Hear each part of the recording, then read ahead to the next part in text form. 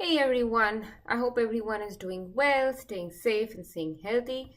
So in this video, we're going to study another application of principal component analysis, and that is we're going to study its use towards regression. So that's where this name comes from, principal component regression. So before I tell you how to use PCA in regression, I'm going to first start with when not to use PCA for regression, okay? So in regression, we have a response variable, y. We have predictors, predictor matrix x. This is the linear regression model. A is the intercept, beta is the vector of coefficients. If we have p variables, then this has p elements. EI is the error. So if our true interest in running this regression model, if it is to estimate the effect of predictors x on y, then it is not a good idea to use PCA. And why is that? Because if we run PCA on x, then we are going to get a whole new bunch of predictors, right? We are going to lose our original variables.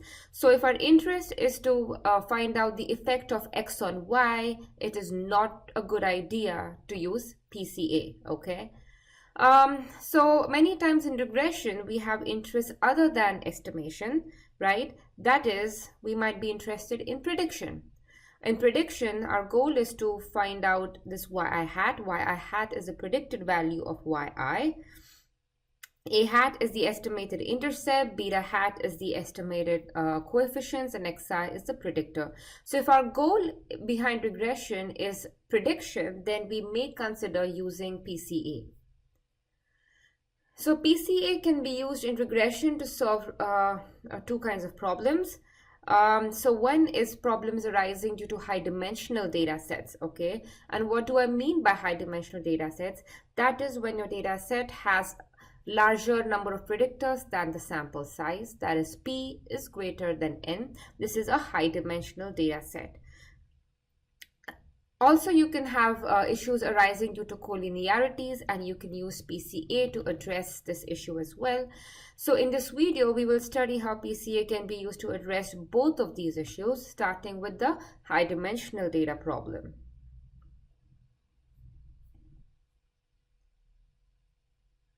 So in this high dimensional data problem, we are going to run a numerical study, which will involve 6 steps. In step 1, we will first generate high dimensional data. In step 2, we will try to fit a linear model using the LM function in R. In step 2, we will find that this LM function does not work. In step 3, 4, and 5, we will run our PCA analysis and obtain transform data with reduced dimension. And in step 6, finally, we will attempt to redo the LM function, but this time we will replace our original high dimensional data with this new transform data, which has fewer number of predictors or smaller dimension. Step 1, generating the predictors. So any simulation or data experiment involves setting up different parameters. Here I'm setting sample size as 50. Remember, we want p to be greater than n, so I'm setting p is equal to 51. X is the data matrix, or x is the matrix of predictors, p columns and n rows. So I'm using this for loop to generate my predictors. I've generated them from normal distribution. You can use any other distribution, okay? I'm also setting the mean to be 0 here. It need not be 0. I'm just setting this for just out of habit, really. So now that we have predictors, the next thing is we want to generate the response y. So remember, this is the linear regression model. Alpha is the intercept, beta is the coefficient. So if I want to generate y, I first need alpha, beta, and error, right? So we already have x. Once we have alpha, beta, and error, we can easily find out the value for yi, okay? So first I generate values for beta in this fashion. Again, Nothing special about this, all right? I have to choose betas in some way, and therefore I'm using this way. Next, I generate errors. So I'm generating error from a random normal distribution. It is important that your errors have zero means. I decide I'm taking intercept to be 1 in this case, okay? So remember, alpha is equal to 1. So I use this apply function to generate y's. So you can see here, this is alpha is 1, so this is the intercept. And so for each row, so apply function is running it on each row of x, right? That's what this 1 indicates.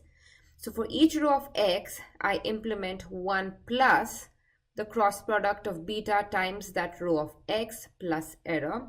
So if you run this, you should get a vector of length n, which contains your response variables. So after this step, you have your predictors x and you have your response y. So the data generation part is over here.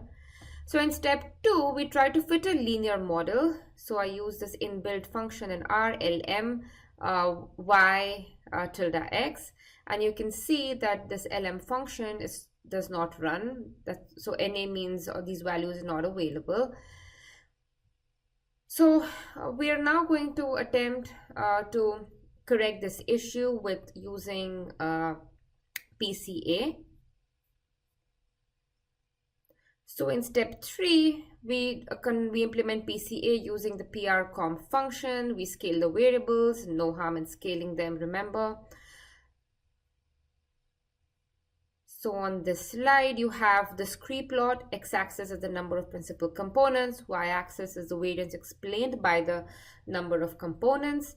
So you can see somewhere around 30, right? So this is 30 components. I go up, I go here. So probably a little over 90% variance of 90% variation is explained by 30 components. So to get a clearer look, let's display the cumulative variance. So I can see that here 27 components explain 91%, over 91% variance, 31 components under 95. So I'm picking 30 components. Again, you can pick whatever components. I'm picking 30 because I'm saying that somewhere between 91 and 95 variation is enough for me. A little bit later on in the video, we will have a much more scientific or an objective method of selecting our components. But as of now, I'm just saying that between 91 and 95% variation is good enough.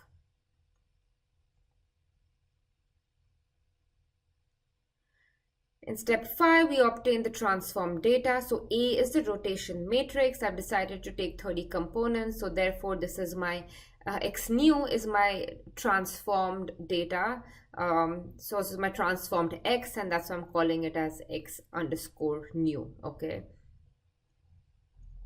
So now let's go ahead and see what happens if we try to fit a linear model with y and the new variables or the new predictor variables.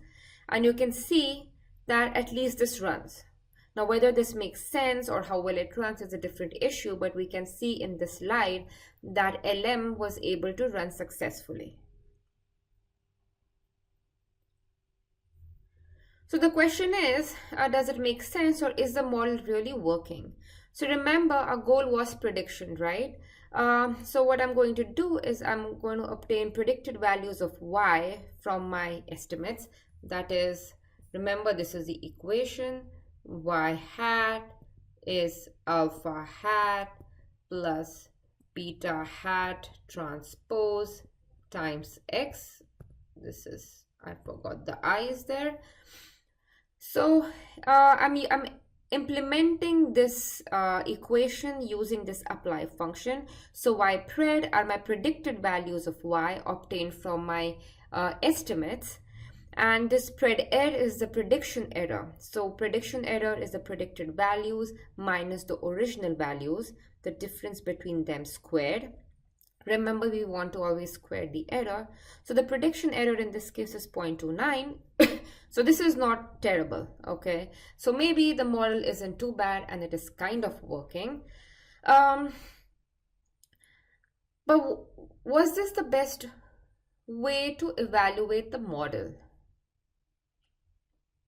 So right now we looked at the prediction error of our model and we saw it was 0.2 and it's not too bad. Is there a better way to do this though? So if you think about this, right, a better model is the one that gives better predictions because our goal is in prediction. So we want to make predictions on new data points. So if you already have the data, it makes no sense to predict it, right? So you want to always predict new data points. That means the model should perform well on new data set, right? So in other words, the model should be able to give accurate prediction for data that was not used to build the model. So if you think about it, we did not do that here. Y was used to build the model. What do I mean by build the model? Y was used here. So when I fit my linear model, I used my entire response variable. So Y was used to build the model. And I'm also checking predictions on Y itself, right? So it doesn't make sense. If I already had these values, why would I predict them? So the goal is we want to have a mechanism in which we can test how well our model behaves on new data points. So one method to help achieve this is the Kfold cross-validation, okay? So this is a very, very important technique. It is used in testing and evaluating a lot of different kinds of models beyond regression and beyond principal component analysis, okay? So it's important that you understand the concept behind this technique of Kfold cross-validation. So we will first take a look at threefold cross-validation. So basically when K is equal to 3, it's called the threefold cross-validation. So this involves 3 steps. In step 1, so before we start, we first divide the data into 3 parts. So this box represents the entire data set. So we'll split that into 3 parts. So that's the 3 parts. So in step 1, so this is step 1. In step 1, we will keep the first part aside as the test set. So this is the test set and the remaining 2 are the training set. This is part 1, part 2, part 3. So in step 1, we'll keep this first part aside as a test set. Part 2 and 3 are the training sets. So let me see if I can write this a little bit better. My pen isn't working super well. So this is the train. Yes, much better. So parts 2 and 3 are the training sets. So basically we will pretend, fit our linear model using parts 2 and 3, and we will not use part 1. So we'll use parts 2 and 3 to fit the linear model. We'll obtain our estimates, and then from those estimates we can predict values of Y on this test 1, okay? So we'll use 2 and 3 to obtain the estimates, and we will use those estimates to check out the prediction error on test set 1. So the prediction error, we'll call it as E1, right? Because this is prediction error on the first set. In step 2, again, we have this data set. It's split into 3 parts.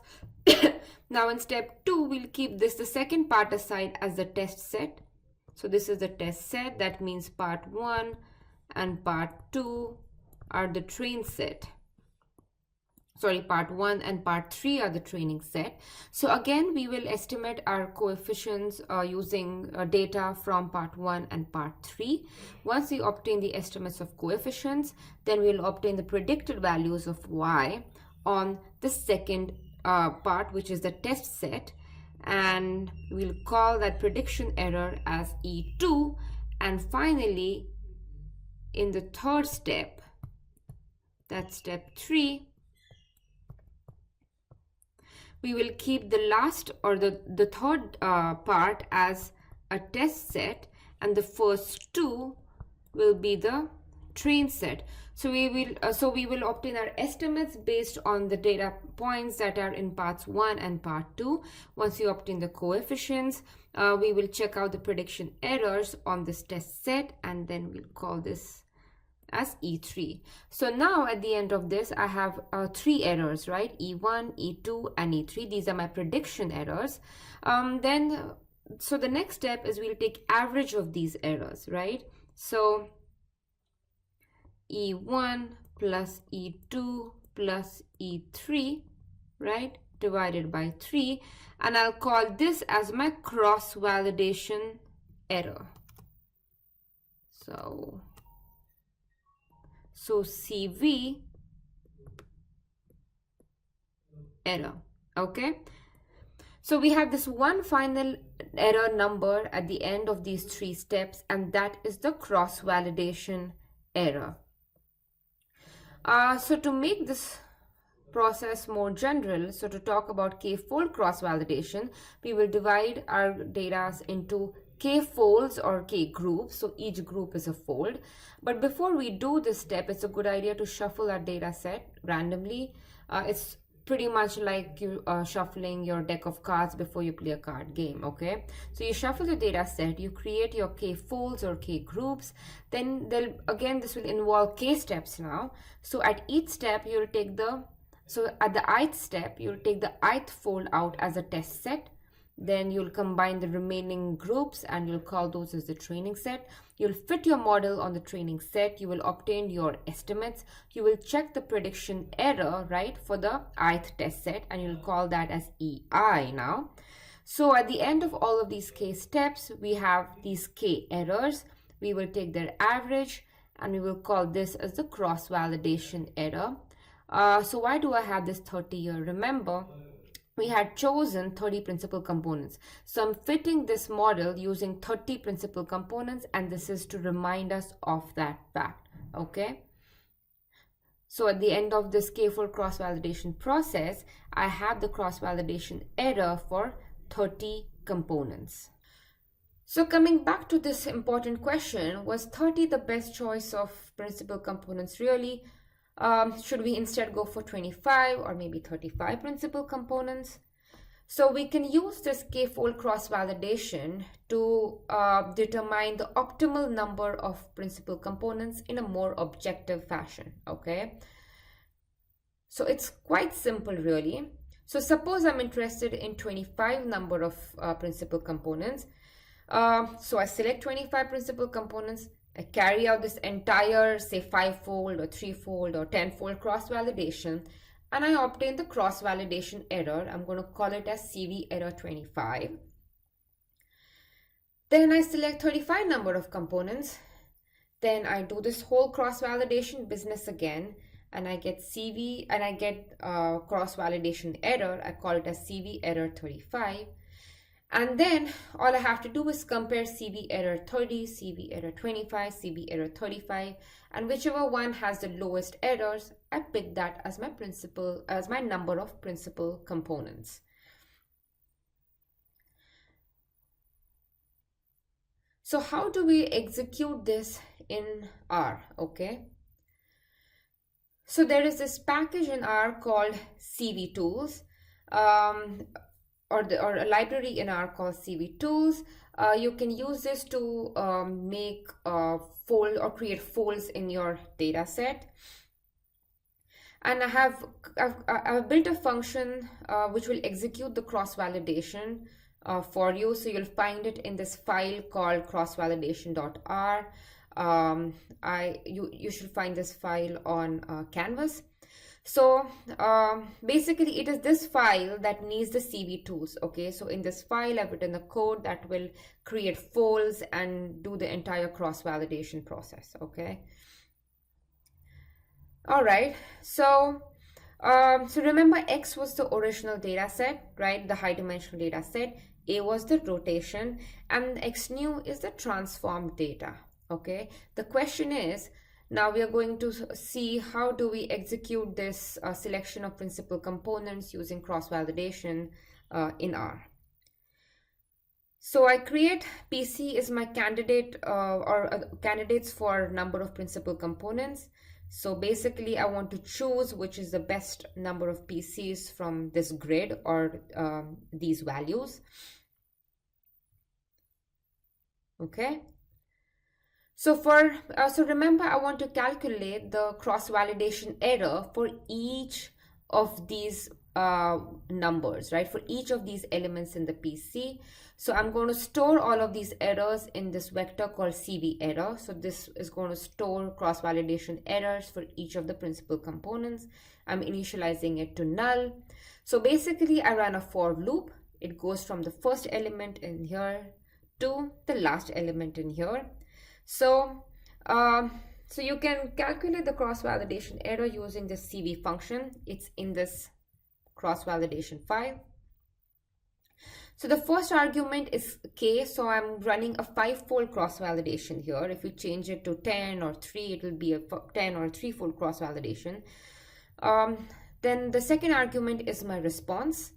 The third argument is my predictors. So remember, when I is equal to 1, I want to find out cross-validation error for 5 principal components. So I'm only picking the first 5 columns, okay? So it's important to remember to pick appropriate number of columns here.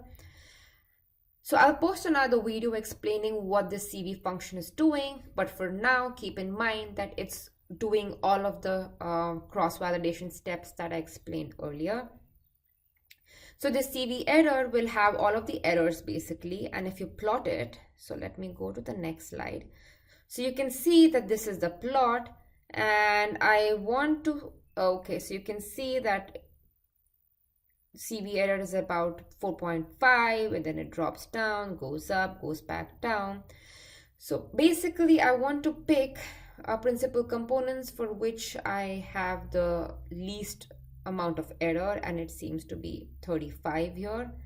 So I'll pick 35 number of components, okay.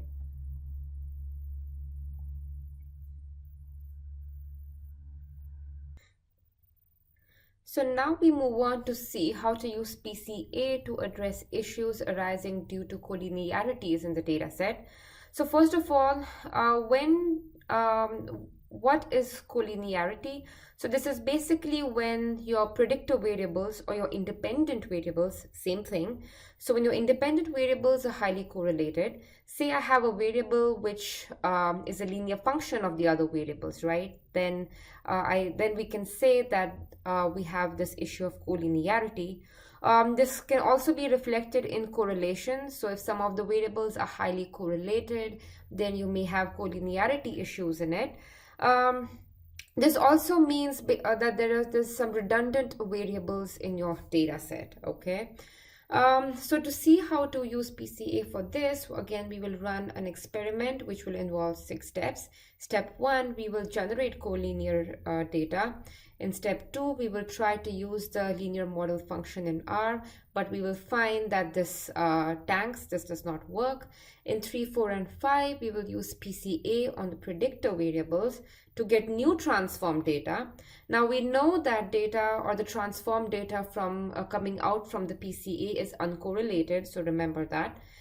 Finally, in step 6, we will attempt to fit a linear model again, but this time we will use this new data set as our predictors.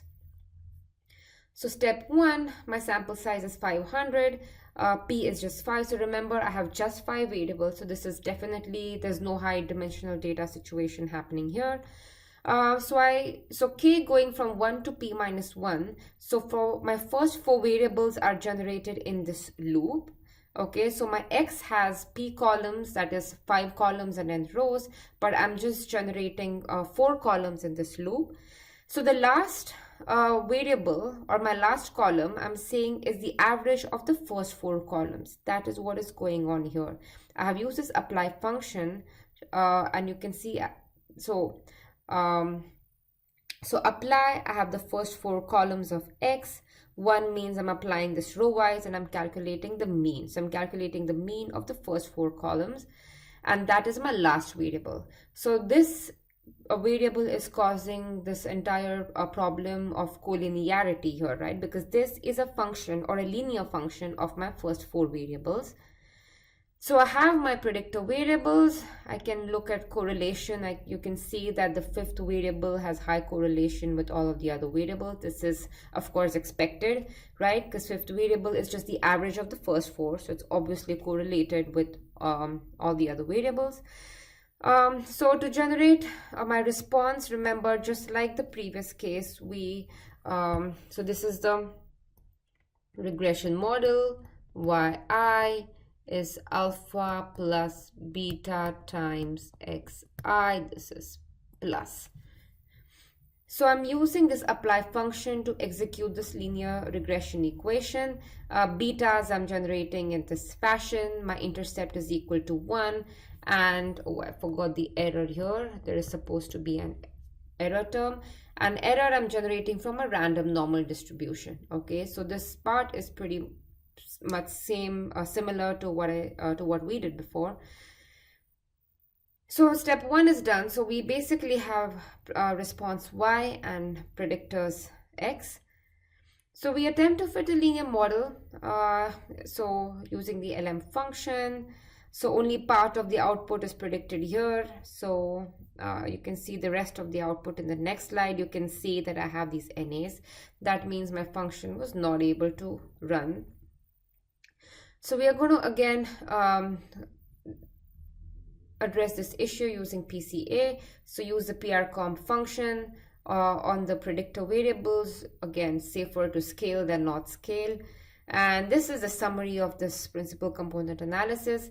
I can see that my first principal component explains 41% of the variation.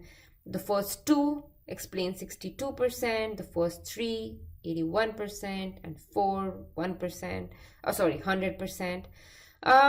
So how many principal components do we choose? So we can do it the good old subjective way, which is basically 3 principal components. So I'm saying 81% is enough. Okay, so remember earlier I said 90% is enough, and now I'm saying 81% is enough. Sounds pretty inconsistent, right? So that is the problem of choosing, that's the problem with making these decisions arbitrarily. So say I choose 3 principal components. Okay, so this is A is my rotation matrix. This is my new data with 3 components. So I'm choosing only the first 3 columns here.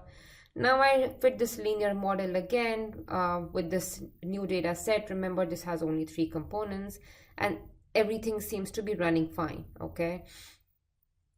Now check the performance. Again, I'm looking at the prediction error because remember, like I mentioned at the start of the video, our goal our interest is in prediction.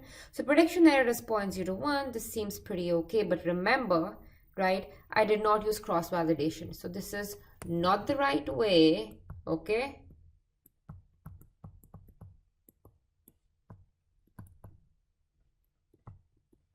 This is not the right way. Use cross-validation, okay?